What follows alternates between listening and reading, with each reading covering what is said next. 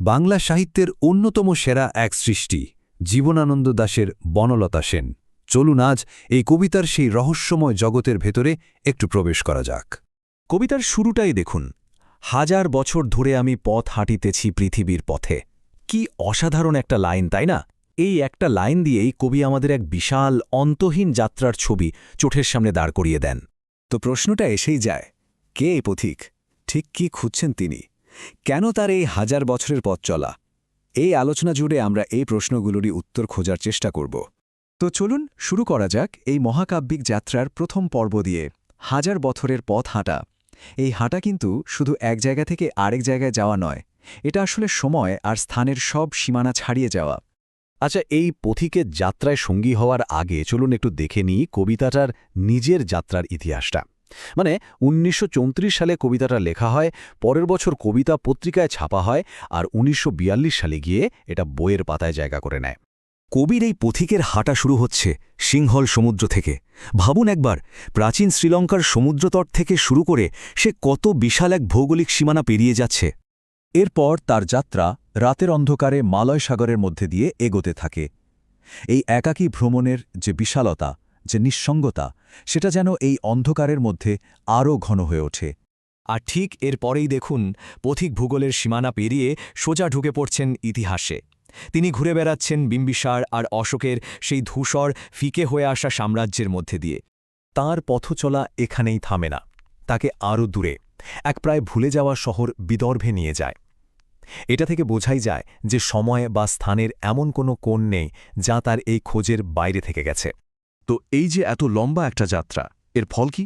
এর ফলেই তৈরি হচ্ছে কবিতার মূল সমস্যাটা, আর সেটা হলো এক গভীর অস্তিত্বের ক্লান্তি। পথিক নিজেই বলছেন, আমি ক্লান্ত প্রাণ এক। খেয়াল করুন, তিনি কিন্তু ক্লান্ত শরীর বলেননি, বলেছেন ক্লান্ত প্রাণ। মানে তার ক্লান্তিটা শরীরের নয়, আত্মার।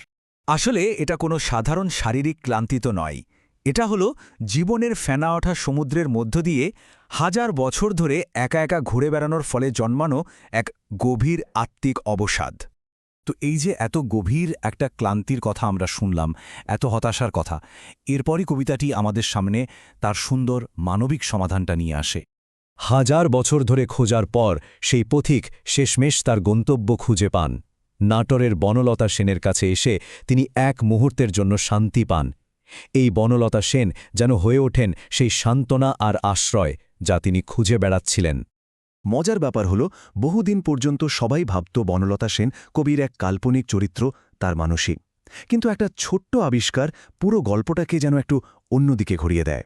জানা যায়, বনলতা সেন নামটা প্রথম পাওয়া গিয়েছিল কবির আত্মজীবনীমূলক উপন্যাস কারুবাসনাতে, আর সেটাই কবিতাটা লেখারও 2 বছর আগে।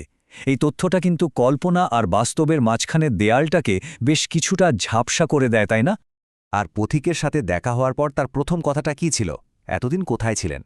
এটা কিন্তু শুধু একটা প্রশ্ন না, এর মধ্যে মিশে আছে দীর্ঘ অপেক্ষার পর জন্মানো এক মিষ্টি স্নেহমাখা অভিমান। বেশ, আমরা তো পথিক আর তার গন্তব্য দুজনের সাথেই পরিচিত হলাম। এবার চলুন দেখি কবি কিভাবে তার জাদুকরের শব্দ দিয়ে বনলতা সেনকে আমাদের চোখের সামনে জীবন্ত করে তুলেছেন। জীবনানন্দ দাশের শব্দের ব্যবহারকে অনেকেই মাইকেলেঞ্জেলোর ভাস্কর্য বা লিওনার্ডো দা ভিঞ্চির আঁকা ছবির সাথে তুলনা করেন। তিনি শুধু কবিতা লেখেন না, তিনি শব্দ দিয়ে ছবি আঁকেন। আর এই ছবি আঁকার কৌশলটা এখানে স্পষ্ট। দেখুন, বনলতা সেনের চুলকে তিনি বলছেন বিদিশার অন্ধকার নিশা, মুখকে বলছেন শ্রাবস্তির কারুকার্য, আর তার চোখ দুটো যেন পাখির নীড়ের মতো। এই চোখ দুটোই সেই 1000 বছরের ক্লান্ত পথিককে শেষ পর্যন্ত আশ্রয় দেয়, আর সন্ধ্যা নামে শিশিরের শব্দের মতো। কি অসাধারণ সব উপমা! তো এত বছর পরেও কেন এই কবিতাটা এত প্রাসঙ্গিক, কেন এটা অমর? এর আসল শক্তিটা আসলে লুকিয়ে আছে এর চিরন্তন এক বার্তার মধ্যে। আসলে ঘৃণা আর হতাশায় ভরা এই পৃথিবীতে বনলতা সেন কবিতাটা যেন মরুভূমির মাঝে এক ঝলক ঠান্ডা জলের মতো। এটা আমাদের বারবার মনে করিয়ে দেয় যে মানুষের সাথে মানুষের সম্পর্ক, ভালোবাসা আর ওই এক মুহূর্তের শান্তি, এগুলি আমাদের জীবনের যাত্রাকে শেষে গিয়ে অর্থ দেয়। সবকিছুর শেষে যখন দিন ফুরিয়ে আসে, যখন জীবনের সব লেনদেন চুকে যায়, তখন কি থাকে? কবিতাটা আমাদের সেই শেষ মুহূর্তের একটা অসাধারণ ছবি দেখায়। থাকে শুধু অন্ধকার, মুখোমুখি বসিবার বনলতা সেন, মানে একদম শেষে যখন আর কিচ্ছু নেই, সেই অন্তিম অন্ধকারেও একজন মানুষের পাশে বসে থাকার মুহূর্তটাই হয়ে ওঠে সবথেকে বড় আশ্রয়, পরম শান্তি। আর এই কবিতা আমাদের সবার জন্য একটা প্রশ্ন রেখে যায়। আমাদের নিজেদের জীবনের এই দীর্ঘ যাত্রাপথে কে সেই বনলতা সেন? কে বা কি আমাদের সেই গভীর আত্মিক শান্তিটা এনে দেয়?